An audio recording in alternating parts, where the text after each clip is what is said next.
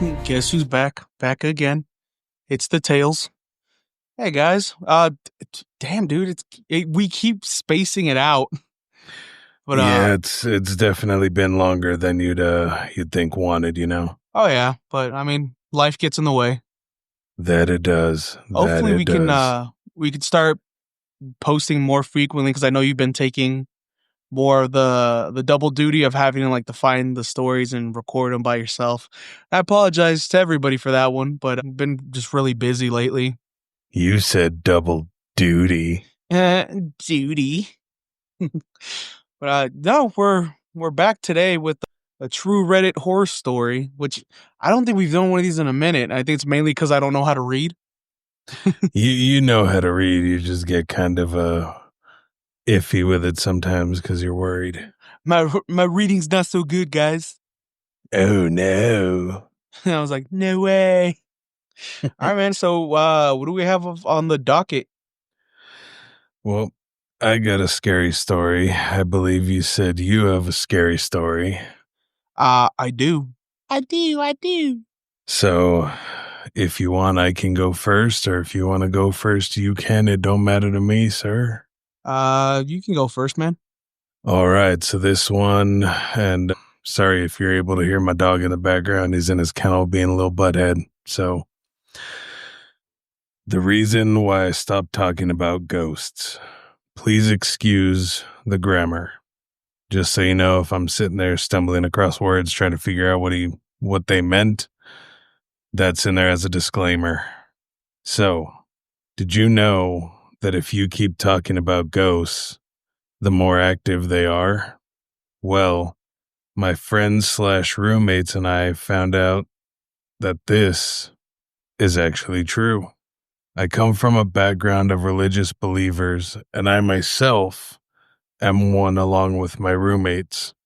We believe that there are, in fact, things on this earth we cannot explain, along with an afterlife. Now, a few years ago, I moved in with my roommate. We will call her Casey. I moved in with Casey because her cousin at the time moved out and back home to try and save money. I knew Casey since I was a little girl, but we never got close until I moved in. A few nights after moving in, Casey told me about the spirit that was attached to her cousin Abby. While I believed in things I could not explain, the concept of a ghost attaching to someone seemed a bit far out there to me, but I respected her and listened anyways. She then proceeded to tell me about weird things that happened and how the strange occurrences in the house stopped when Abby moved out. Fast forward a few months, and Abby moves back into our little condo due to not getting along with the people she was living with. Well, when she moved back in, strange things started happening. Strange noises or lights would be on when we thought we'd turn them off. Nothing too noticeable or malevolent, but odd all the same. Now at the time, we each had a dog and also shared the space with our indoor cat, so most of the time we would just blame the weird noises on our animals. One night, Abby and I found ourselves alone on a cloudy fall night and had gotten on the subject of our past ghost encounters. We let the dogs outside when for a while before the rain was supposed to roll in. Later on, Abby said her contacts started getting uncomfortable and that she needed to go upstairs and take them out. Now, our little condo had stairs right when you walked in the entryway. If you walked upstairs, it was like a big square. You'd find my room to the right of you, and if you turned right again, there was a little bedroom that connected to my roommate's vanity area, then her room. Turn right again, and you're back at the hallway that connects to the stairs. I know all of these details seem excessive, but it is important to know the layout of the house for the story to make sense. I followed Abby upstairs. As we kept talking about our experiences, I was standing in my door and she was standing in the room opposite of me fighting with her contacts. The wall to my left was an interior wall in my room that had 4 mirrors hanging in a decorative square. I can flat out say that there was no wind outside and all the TVs were off and the windows were all shut in our condo. She was just finishing a story when all of a sudden, on the wall to my left, with enough force to knock all of the mirrors crooked, bang, bang, bang, right next to me in the center of the mirrors. We both looked wide-eyed at each other and bolted down the stairs with my friend screaming, "I'm sorry, it's my fault," over and over, and me yelling, "It's the cat, oh my God, it's the damn cat, it can't be anything else." Me knowing full well it wasn't the damn cat, and right when we got downstairs, the cat was asleep in the armchair. How it stayed asleep through all of the noise, I have no idea. We huddled on the couch for the rest of the night, us both being too paranoid to sleep. A few weeks later, Casey, Abby, and I were all talking about some weird experiences which were happening almost daily, and we got on the subject of where the ghosts liked to reside, most according to Abby. Abby told me it would pace back and forth in my friend's vanity area and especially liked my walk-in closet, which used to be her old room. I later on told whatever it was that it was welcome since Abby did verify that it was benign in nature. That doesn't mean it didn't have a temper if provoked. A few weeks later, a friend came over for the first time. This friend, who I will mention now, was a complete non-believer in the paranormal. She sometimes liked to be taught the unseen, so out of respect for whatever resided in our condo and my own sanity, I told her not to say anything stupid or to taunt whatever was in our home. We were alone at the time and I didn't expect anyone home until late that evening. Later on, I found myself on the subject of the weird activity in the house. I was sitting on my bed, which was tucked in the far right corner of the room, and my friend was standing on the foot of my bed, and about 2 feet behind her, I had a cabinet that was about 6 foot high, and I had several decorative figurines on top of it, one of which was rather heavy. It was an angelic figurine music box that was about 6 inches high and 4 inches wide. The thing was not a light figurine by any means. The cabinet had a ridge engraved on the top of it about 4 inches away from the edge of the cabinet, and the angel figurine had little legs on the bottom of it, while making the possible events extremely odd, because it was impossible for that figurine to fall down. My friend, being a complete jackass, proceeded to say, "Kiss my ass, ghost," against my wishes, and well, right as she said this, my angel figurine flew off the top of the cabinet and hit her square in the left ass cheek. We both just looked at each other wide-eyed, and she bent over to pick up the angel figurine. A little wooden bird I had on the cabinet flew off and hit her in the head, just to make sure she got the point, I think. We both got spooked, but just chuckled, and the bruise she had on her ass cheek was proof enough that there was really something more out there. The girl really must have pissed off whatever it was, because right whenever I said goodbye, it closed the front door. Wham! That and all the cabinet doors in the kitchen slammed open and the light turned on. I nearly shit myself and slowly went to investigate what happened. While apologizing for the actions of my dumbass friend, I quickly closed the doors and ran upstairs, locking myself in my room until my roommates got home. My parents heard these stories on almost a daily basis. They grew extremely concerned about how consumed my friends and I were with these experiences. They advised us that it would be best to leave the ghost stories and videos alone, at least until things settled down. I told my roommates about this and we agreed to let the subject stay quiet and see if the activity calmed down. For the remainder of our time in the condo and the time in our other house we moved into, we rarely ever discussed our past paranormal experiences. The activity ceased to this day. I rarely ever discuss my paranormal experiences. The advice my parents gave us worked for us, and to this day I wonder, How did my parents find out about this trick themselves? Ooh, they went they did a lot of things wrong in that story. Yeah, many things As a like, paranormal investigator, let me ask you, what was the biggest red flag for you in that one?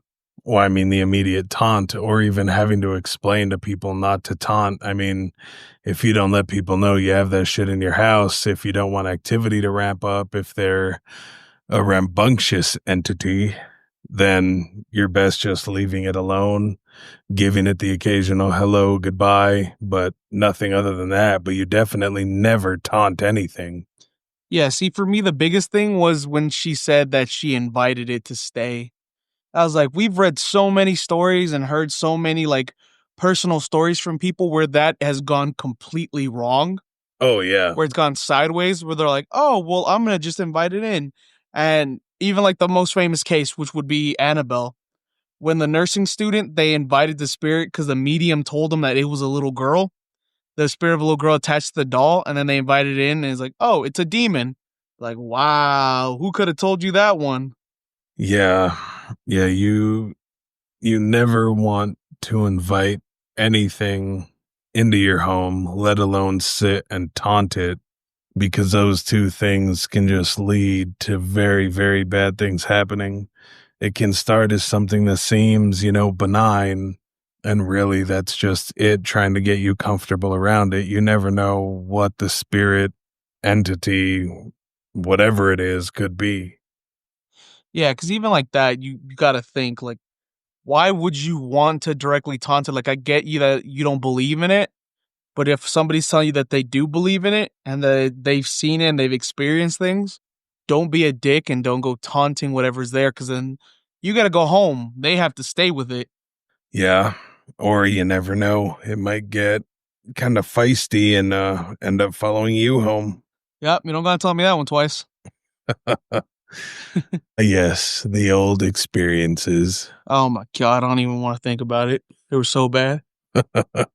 What about you? What story do you have for us this fine evening? Mine is off the Reddit. Hold on, I gotta find what it was called. Because there's the thread is the r/ let's not meet thread. So this one's titled Scariest Experience of My Life. So the same thing, just a disclosure that it was translated from a different language. So if I read something that sounds wrong, I'll try to correct it at the time. But I'm just gonna read through it real quick. Alrighty. So this is the title of the story is called Scariest Experience of My Life. So this happened a month ago. I had a good PC, but I needed a new laptop for editing and school. So me and my friend go on Facebook Marketplace to see what laptops are for sale. It was a gaming laptop for $8 or 854.34 DIN in our country. Me and my friend texted the guy just to see what would happen. Here's the full convo. I need to translate it because it's in Serbian. Parentheses OP me and then parentheses the man. So it's a conversation basically. So All right. OP, hello the man. And then the man says, hello, OP. You're selling a laptop for $8, the man. Yeah. Me and my friend just wanted to see what would happen. We wanted to buy it. OP. Can I buy it? The man. Sure, what's your address? We gave the guy our neighbor's address because we were home alone. OP. Okay, our address is, and then it says the neighbor's address. The man. Okay, I'm coming. Smiley face. So it says, we were creeped out because he seemed sketchy, so we locked all the doors and turned off all the lights. Around 20 minutes, we looked through the window and there was a white van pulling up. The guy knocked on the neighbor's door screaming, open up. He looked right at our window on the second floor. Thank God he didn't see us. He started kicking the neighbor's door, trying to break it. He broke it after a few minutes. He comes out with a fucking gun in his hand. He opened his van and drove away. I still don't know what he wanted. I have the screenshots on the RTX post. Unfortunately, I can't post stuff here, but if someone wants to see it, just DM me. And that's why you always have to be careful with who you're dealing with. Like, I buy stuff off a marketplace, but I would never give them my home address or I would never want to go to their home address alone. The only time I've given my address is when it's on like OfferUp, and I Yeah. could see that it was like, I think I was selling like an old tablet, and it was some old Mexican lady that like wanted to come and check it.